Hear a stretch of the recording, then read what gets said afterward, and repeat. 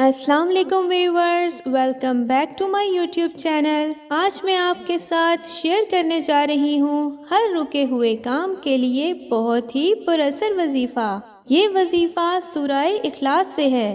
سورہ اخلاص کو قرآن پاک میں ایک خاص اہمیت حاصل ہے۔ اس سورہ میں اللہ کی ذات کا تعارف بیان کیا گیا ہے۔ حدیث شریف میں ہے کہ جو شخص 3 مرتبہ سورہ اخلاص پڑھ لیتا ہے اسے ایک بار قرآن پاک پڑھنے کے برابر ثواب ملتا ہے۔ سورہ اخلاص کی فضیلت بہت زیادہ ہے، اس لیے ہمیں اس سورہ کو دن میں 3 مرتبہ ضرور پڑھنا چاہیے۔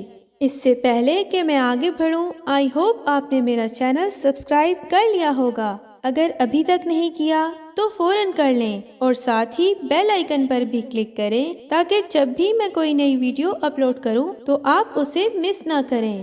اگر آپ کو بھی اپنے کسی کام میں رکاوٹ کا سامنا ہے اور آپ اپنے رکے ہوئے کام کے لیے بہت پریشان ہیں تو آج آپ کو سورہ اخلاص کا ایسا وظیفہ بتایا جائے گا جس سے انشاءاللہ ہر قسم کی رکاوٹ دور ہو جائے گی۔